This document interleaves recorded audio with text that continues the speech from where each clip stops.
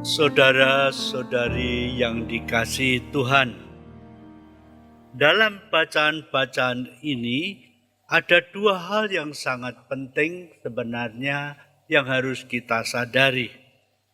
Pertama-tama, yaitu peranan Roh Kudus dalam hidup kita. Peranan ini sangat penting dan sangat menentukan.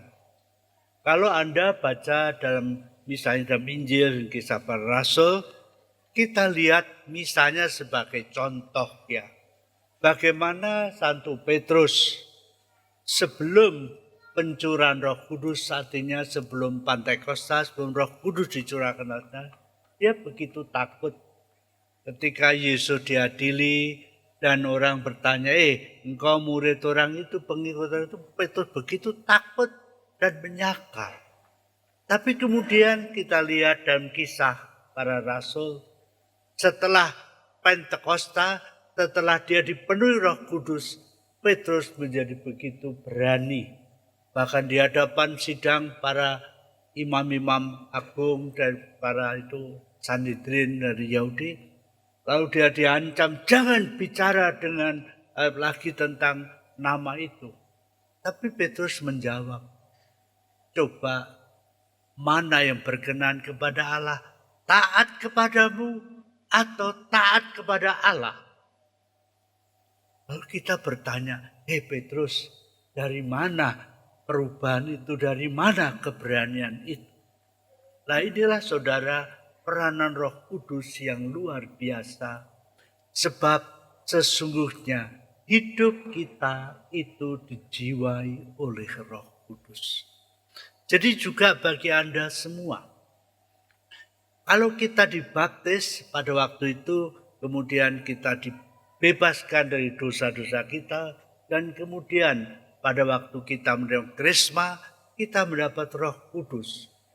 Tapi Roh Kudus ini yang seringkali kurang disadari peranannya oleh banyak orang, sehingga walaupun sudah menerima krisma, tapi seolah-olah tidak ada Roh Kudus. Tapi dalam hal ini saudara yang dikasihi Tuhan, dewasa ini Tuhan mencurahkan kembali Roh Kudus-Nya, menghidupkan lewat apa yang kita sebut itu pencurahan Roh Kudus.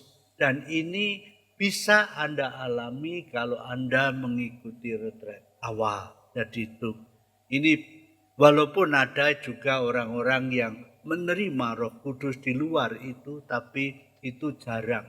Sedangkan melalui pembinaan ini retret awal, maka betul-betul satu pengalaman yang mengubah hidup orang. Saudara-saudari yang dikasihi Tuhan, sebenarnya kalau kita renungkan betapa indah panggilan kita sebagai orang Kristen, sebagai pengikut-pengikut Yesus Kristus. Pertama-tama saya kira, apakah saudara sadar bahwa kamu itu diciptakan menurut gambar dan kesamaan siapa? Kesamaan siapa? Iblis.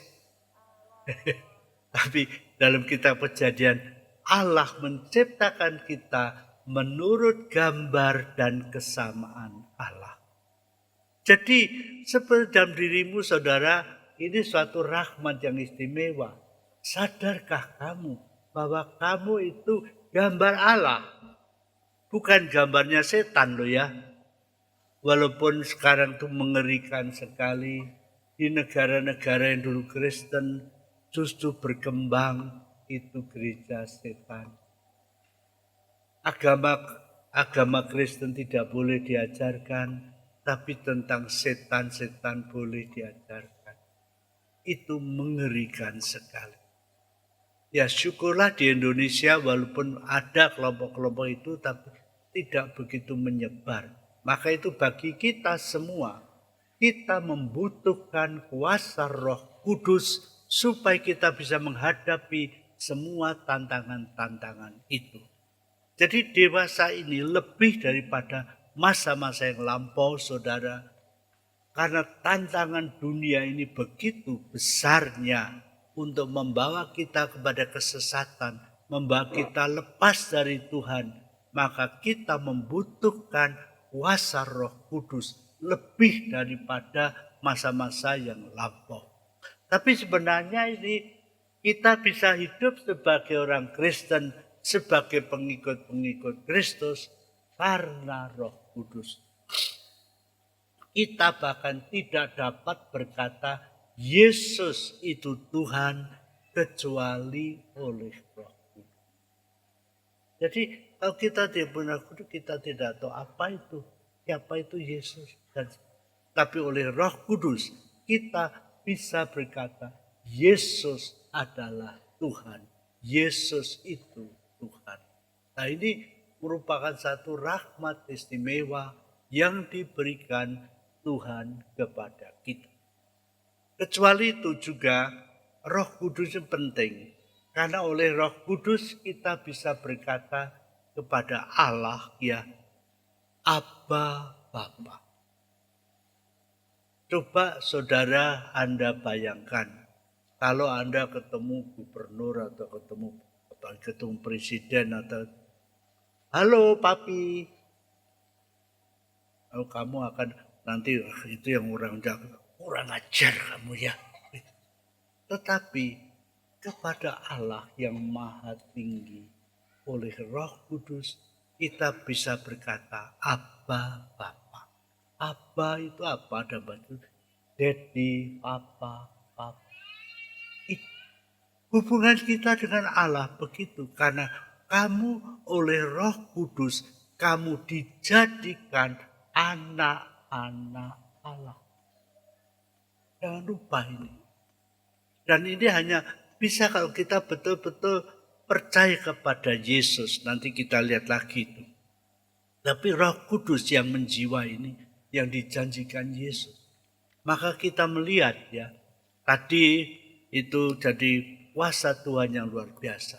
Untuk bisa beri saksian tentang Tuhan, untuk melakukan karya Tuhan, kita membutuhkan Roh Kudus. Seperti tadi kita dengar dalam bacaan pertama, Filipus di Samaria. Luar biasa itu, luar biasa. Jadi dia mengusir setan-setan dan sebagainya. Dan kalau Anda baca dalam kisah itu, ada seorang Simon tukang sihir itu yang dulu dikagumi oleh umat di sana. Tapi setelah Filipus datang dengan kuasa itu, ada terheran-heran bahwa dia mengagumi Filipus. Karena memang kuasa itu tidak ada artinya dibandingkan dengan kuasa Roh Kudus, saudara-saudara. Oleh karena itu, bila Anda betul dijiwai Roh Kudus, Anda tidak usah takut akan apapun juga. Takut akan karena Roh Kudus jauh lebih kuasa daripada iblis, daripada roh jahat. Bahkan dalam nama Yesus oleh kuasa Roh Kudus kita dalam nama Yesus nyala engkau, maka kita bisa lepas. Karena itu apa? Kalau Filipus tadi mengusir roh jahat dan sebagainya, itu karena apa? Bukan karena Filipus hebat, saudara. Bukan. Tetapi karena Roh Kudus yang menjiwai Filipus. Sehingga bila Anda juga dijiwai oleh Roh Kudus, Anda juga dapat melakukan apa yang dilakukan Filipus. Dan nyatanya begitu.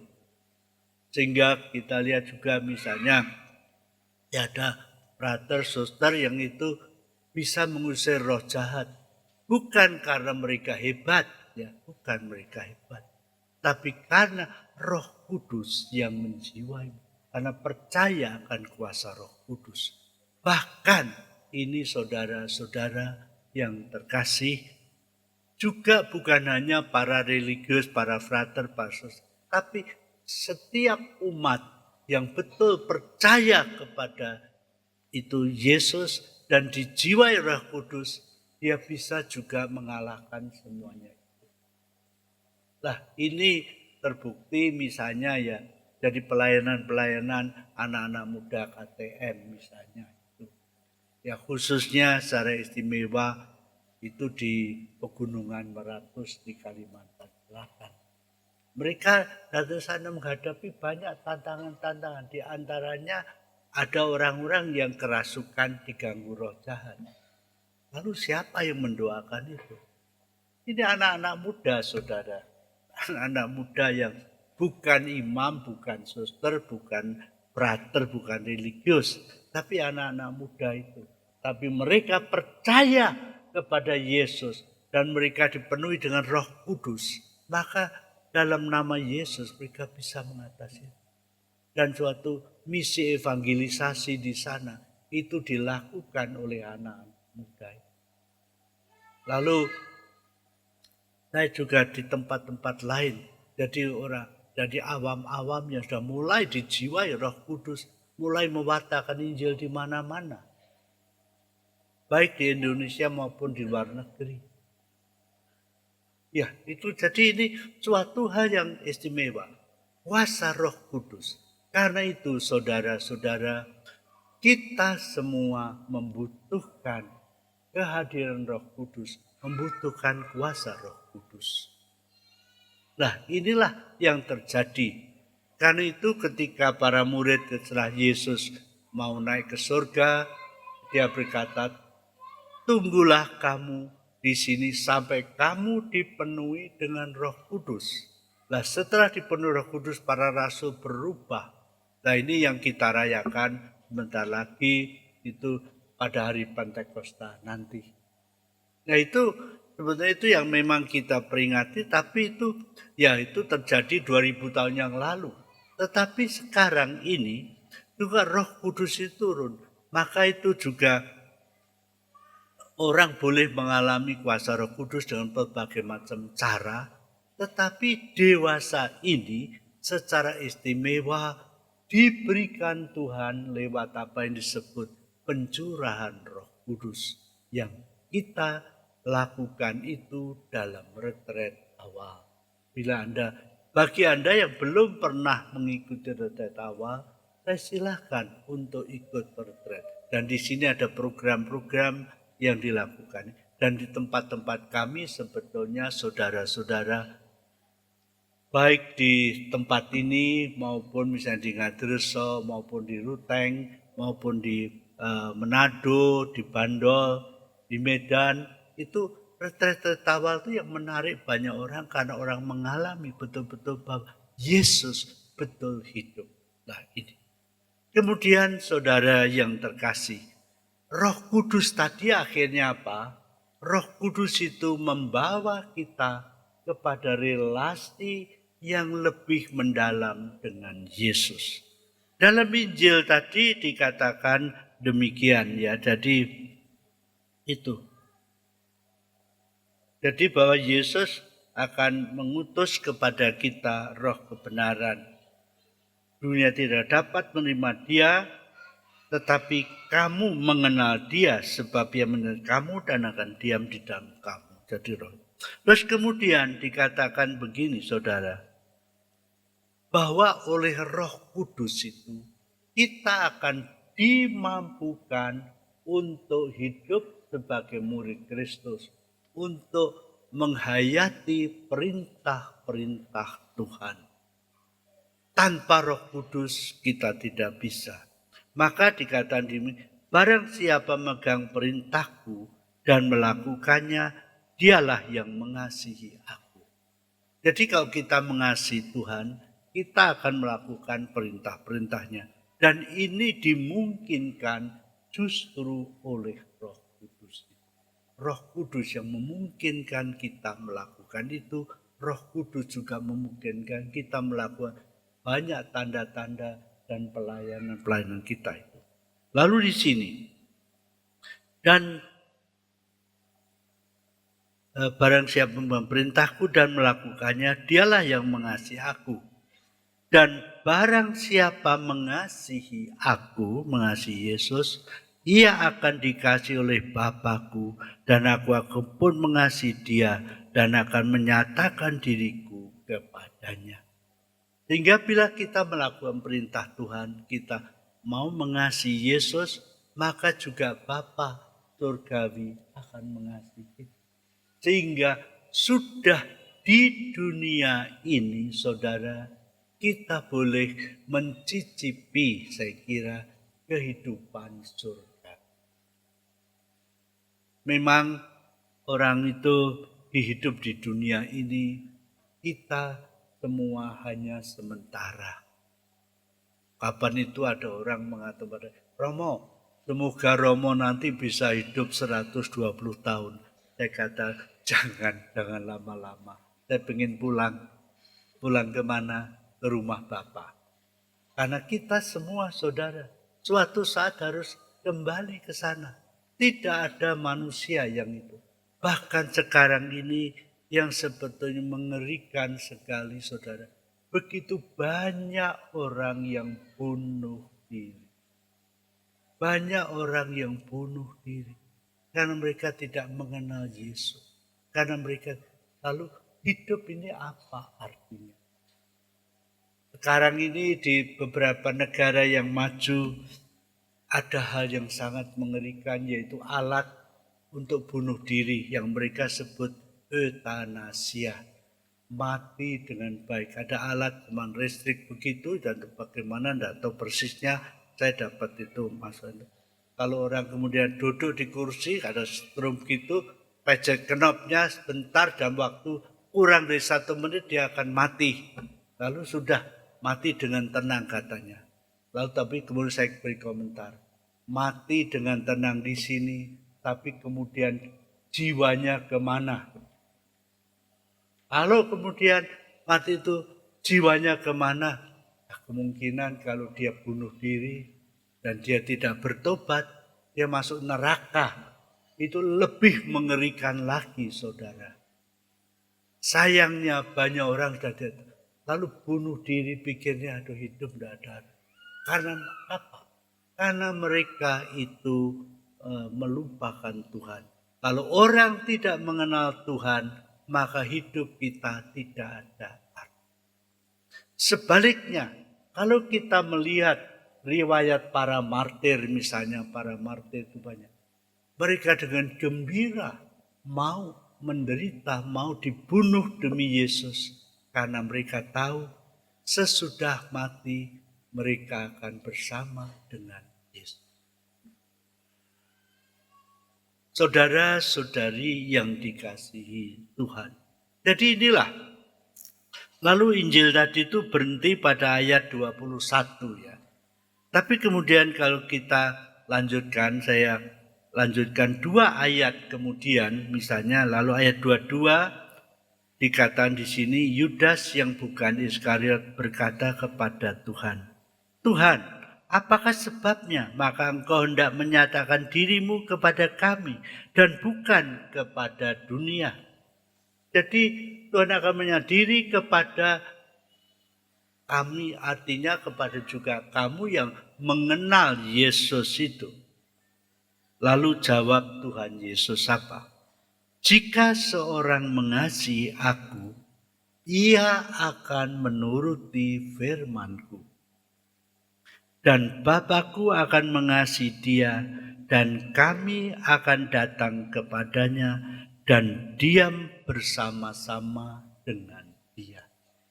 Jadi sadarkah saudara, kalau kamu betul mengasihi Tuhan, bahwa Yesus, Bapa dan Roh Kudus ada dalam hatimu, ada dalam jiwa. Sehingga dimanapun kamu berada, kamu bisa berdoa pada Bapa. Dimanapun. Jadi kamu juga tidak usah takut dimanapun juga. Ya, ini seringkali itu akan mengubah. Kalau kita sadar akan hal itu akan mengubah. Kalau kita sadar Yesus ada dalam diri kita, setiap saat kamu bisa berdoa, setiap saat kamu bisa mengharapkan pertolongannya, setiap saat kamu selalu berserta dia, sehingga kamu juga tidak usah takut akan apapun juga. Ya, ini.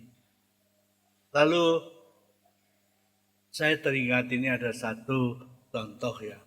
Ada seorang yang selalu takut akan dia ini. Tidak takut ada setan di mana itu di pohon beringin sana ada setan, di rumpun bambu ada setan dan tapi kalau dia mengenal Yesus, maka dia tidak takut lagi.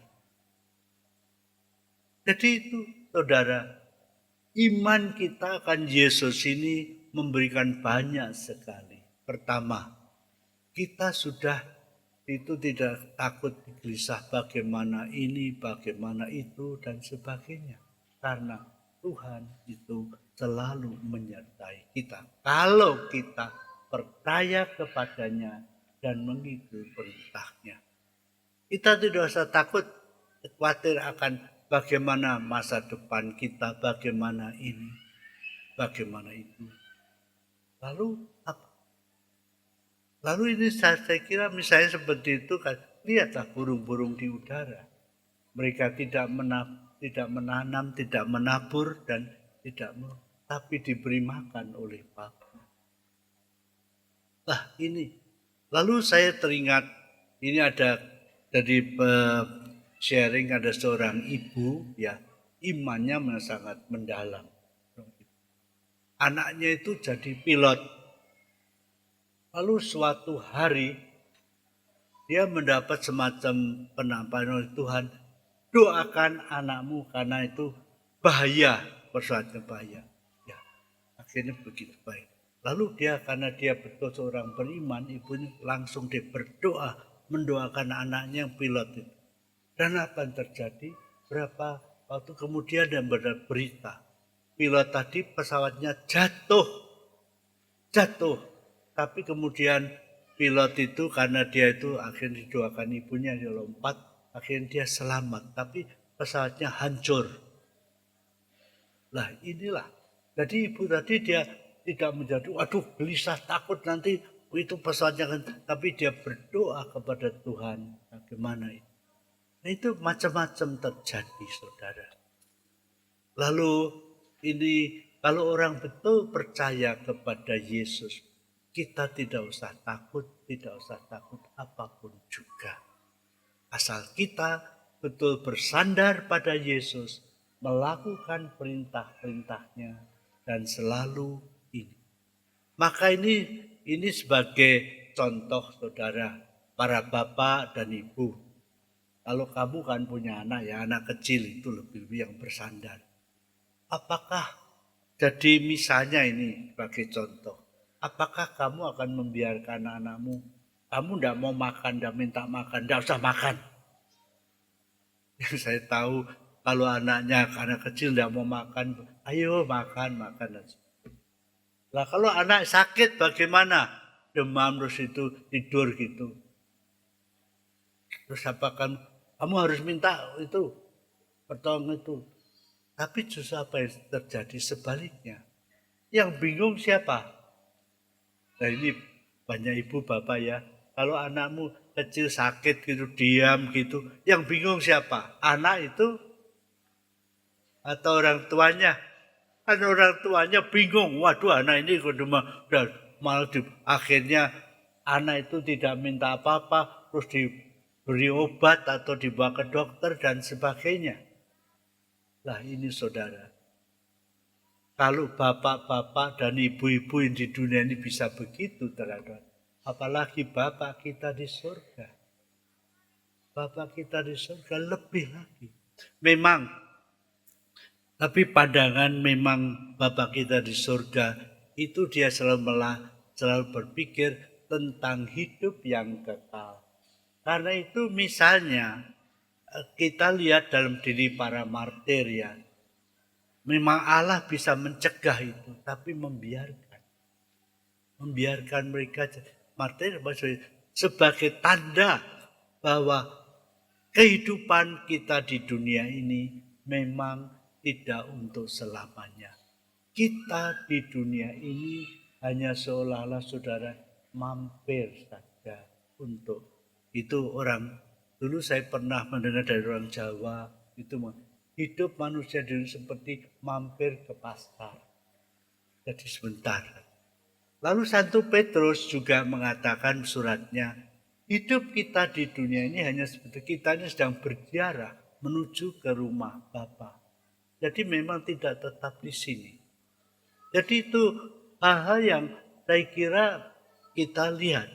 Karena itu saya masih teringat akan peristiwa di Fatimah ketika Bunda Maria menampakkan diri kepada 3 anak itu. Yaitu mungkin Anda sudah pernah baca juga ya, Jacinta, Francisco, dan Lucia. Waktu itu Jacinta umur 7 tahun, Francisco 9 tahun, Lucia 11 tahun. Kemudian Jacinta meninggal dalam umur 9 tahun, Francisco 11 tahun. Tapi Lucia 97 tahun. Ya memang jalan Tuhan. Ya karena Lucia masih dipakai Tuhan untuk mewartakan itu. Sedangkan ini sebagai contoh itu dalam riwayat itu Francisco suatu saat ditanyai seorang ibu, engkau nanti mau jadi apa? Mau buka bengkel? Tidak. Terus mau buka apa? Tidak. Oh saya tahu, engkau mau jadi imam? Tidak. Lalu engkau mau jadi apa? Saya mau pergi ke surga. Itu jawabannya. Kenapa? Saya mau pergi ke surga. Bagi kita semua saudara itu. Tapi bagi kita semua, bagi saudara-saudari semua, kalau kamu betul-betul percaya kepada Yesus, lah ini sudah di dunia ini kita boleh mengalami tadi saya katakan mencicipi mulai prarasa dari kehidupan itu. Di sini kita sudah boleh kata mengalami damai, sejahtera dan sebagainya. Seandainya tidak ada di situ saudara, tidak ada kehidupan kekal dan sebagainya itu, saya kira ini suster-suster frater ini orang yang bodoh sekali, goblok. Kenapa? Ya, tidak menikmati hidup di dunia ini. Tapi kehidupan dunia ini bukan karena secara fisik, secara itu macam-macam. Sedangkan itu kelompok gereja setan, saudara. Nah ini kadang menarik anak-anak yang enggak stabil begitu. Karena apa? Saya pernah dengar itu satu kelompok ya dari gereja setan itu mempunyai pedoman apa? Do what you will. Jadi kamu lakukan apa yang kamu kehendaki. Tidak ada larangan apa. Lakukan semua. Tapi setannya memang itu lihai, licik ya. Do what you will tapi tidak mengatakan, tapi tanggung akibatnya. Itu tidak dikatakan. Ya, lakukan apa yang kamu kehendaki, boleh. Mau lakukan apa saja boleh. Jadi mengadakan apa saja, tidak apa-apa mau berjinah, mau macam-macam, silahkan saja, no problem. Tapi tidak dikatakan, tapi tanggung akibat itu tidak. Tapi justru di sini, sebaliknya saudara, ini suatu contoh yang memang menurut pikiran manusia itu tidak bisa dimengerti. Yaitu saya sebut contoh konkret riwayat para suster Karmelitas di Compiègne, Prancis. Itu waktu ada di sana itu ada revolusi Prancis, mereka ditangkap. Mereka disuruh menyangkal imannya, tapi mereka tidak mau. Terus akhirnya mereka dibunuh, dihukum mati. Itu ada namanya itu berarti potong kepalanya begitu.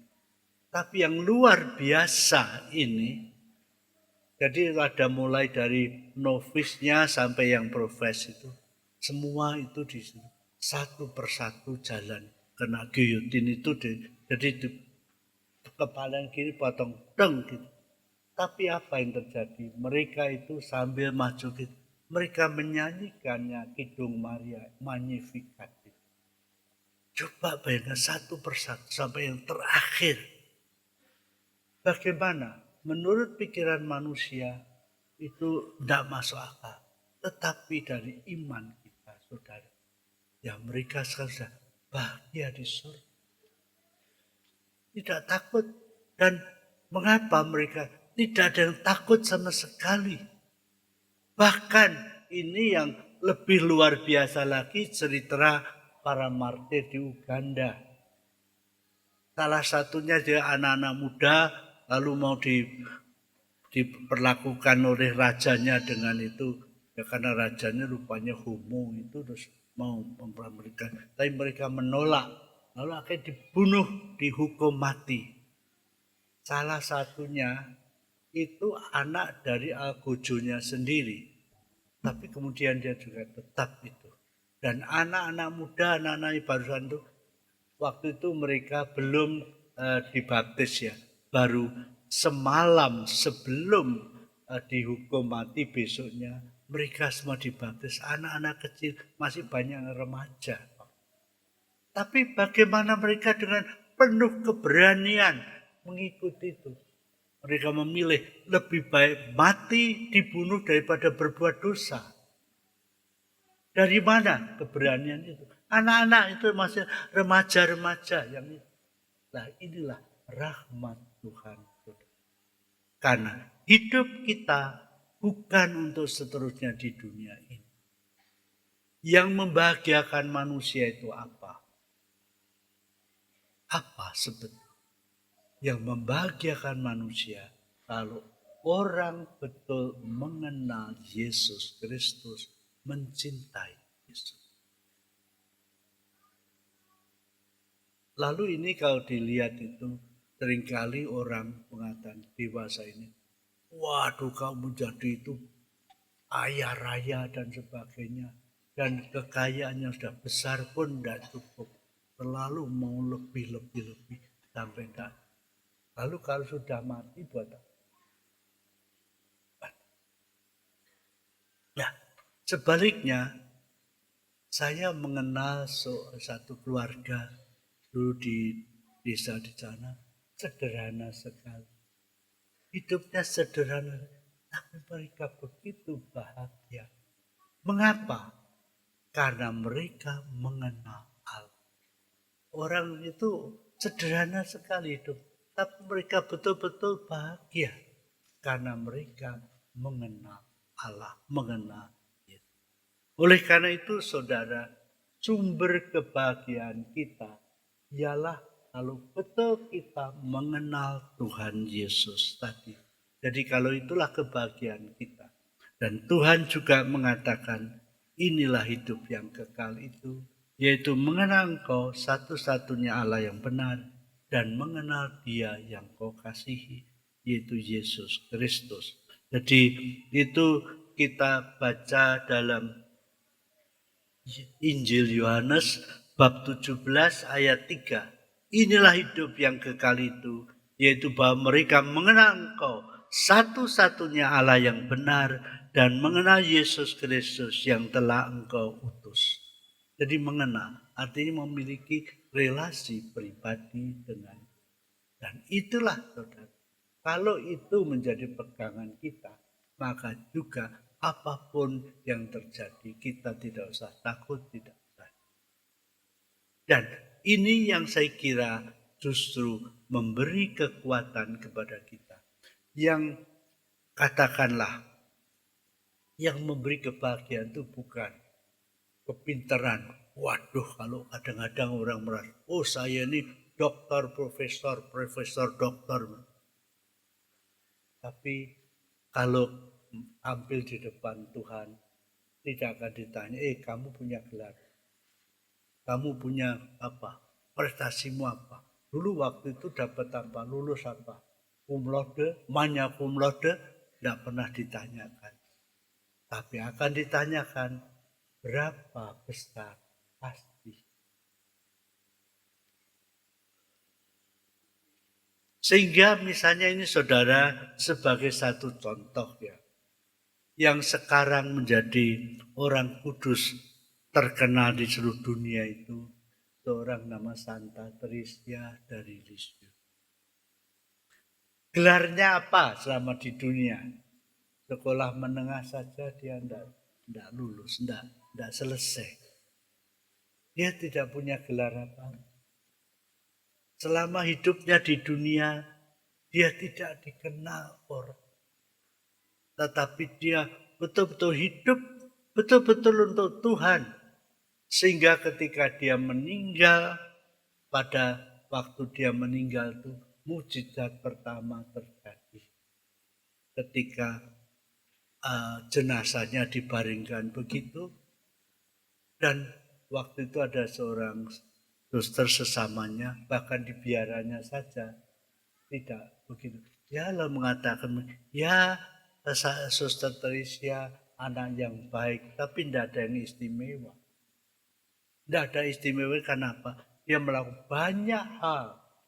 Semua demi cinta kepada Tuhan dan untuk keselamatan jiwa-jiwa. Tapi itu dilakukan tersungguh. Tapi kemudian sesudah dia meninggal itu pertama mujizat terjadi dan biaranya seorang suster sesama susternya yang merasa bersalah dengan dia dan minta maaf ya. Aduh Teresa aku telah bersalah, minta maaf. Lalu kepalanya dia sakit kepala sudah lama tapi sebetulnya dia hanya mau minta maaf. Lalu dia itu kepalanya disentuh pada kakinya. Dan apa yang terjadi? Mujizat pertama. Sakitnya langsung hilang. Dan ketika Teresa dimakamkan, saudara, yang mengikuti berapa orang? Ini sedikit, hanya beberapa orang saja dari keluarganya dan sedikit dari itu, dari keluarganya itu sedikit saja. Tapi kemudian sesudah itu dia dikenal di seluruh dunia dan banyak sekali mujizat-mujizat terjadi karena dia. Lah inilah saudara.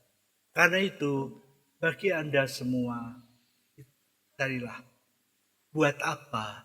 Seperti dikatakan Tuhan Yesus, apa gunanya seorang memperoleh seluruh dunia tapi kehilangan nyawa? Apa gunanya? Kita harus melihat bukan hanya hidup di dunia ini saja, saudara. Tapi hidup di dunia ini cuma berapa ya. Tapi kemudian sesudah itu, hidup kekal ini, saya kira yang paling penting. Ya, hidup yang itu. Yaitu kalau kita pikir seperti Santa Teresa, itu dia wafat umur 24 tahun. Lalu ya seperti tadi Francisco itu umur 11 tahun. Ya memang sekarang sudah digelarkan menjadi santo ya. Jadi Santa Jacinta dan Santo Francisco. Lah inilah saudara yang dikasih Tuhan. Sejak kita di dunia ini, yang memberi kebahagiaan kepada kita ialah bila kita betul bersatu dengan Yesus, mengenal Dia, mengasihi. Inilah sumber kebahagiaan. Bahkan di tengah-tengah penganiayaan, di tengah-tengah itu. Memang di selama hidup di dunia, kita ini akan mengalami salib-salib macam-macam. Mungkin bisa dimarahi orang, dimusuhi orang, bahkan juga difitnah macam-macam. Tetapi, saudara, jangan sakit hati, jangan itu. Tetapi, kalau ada apa, persembahkan itu kepada Tuhan. Saya persembahkan salib ini untuk kemuliaan namamu dan untuk pertobatan orang-orang yang tidak mengenal Kau yang berdosa. Maka itu salib tadi akan menjadi indah. Anda jadi satu yang bisa menekan lalu bisa memberikan kebahagiaan. Coba Anda renungkan itu ya dalam Kisah Para Rasul, Santo Petrus dan rasul-rasul ketika oleh orang-orang Yahudi dicambuki dan sebagainya. Reaksinya bagaimana? Memaki-maki, memuji atau memaki-maki atau itu mengutuki orang itu? Tidak. Lalu di dalam Kisah mereka keluar dengan gembira karena boleh menderita demi nama Yesus. Jadi itu saudara yang dikasih Tuhan. Jadi itu berbeda sekali. Jadi artinya itu demikian. Jadi itulah kalau demikian itu. Dan dalam Injil bacalah juga tentang perumpamaan orang kaya dan yang miskin. Lazarus itu waktu itu miskin sekali, bahkan mencari remah-remah dari meja orang kaya itu aja tidak bisa. Tetapi setelah meninggal, Lazarus diterima di surga dalam pangkuan Abraham. Sedangkan orang kaya itu mendapat hukuman di neraka dalam api yang ya. Nah inilah saya kira hidup kita begitu. Sebab tadi seperti saya katakan, seandainya itu tidak ada kehidupan kekal, maka kami ini termasuk saya dan ini itu orang yang goblok semua. ini orang bodoh semua, goblok itu. Seandainya itu tidak ada buat aku. Tapi justru ini, saudara. Dan saya sendiri ya tidak tahulah sampai kapan saya boleh tinggal di sini. Ya mungkin tidak lama lagi. Tapi saya memang sudah menjadi imam sudah lebih dari 50 tahun ya. Jadi berimam sudah 56 tahun. Tapi ya saya merasa terus terang saja saya tidak pernah menyesal untuk menjadi. Saya masih ingat ketika saya dulu ragu-ragu mau jadi imam, saya masih ingat Monsinyur Albers itu ya. Waktu itu beliau itu yang uskup Malang, lalu saya waktu itu sempat ketemu beliau bicara. Lalu saya masih ingat sudah berapa puluh tahun yang lalu dia.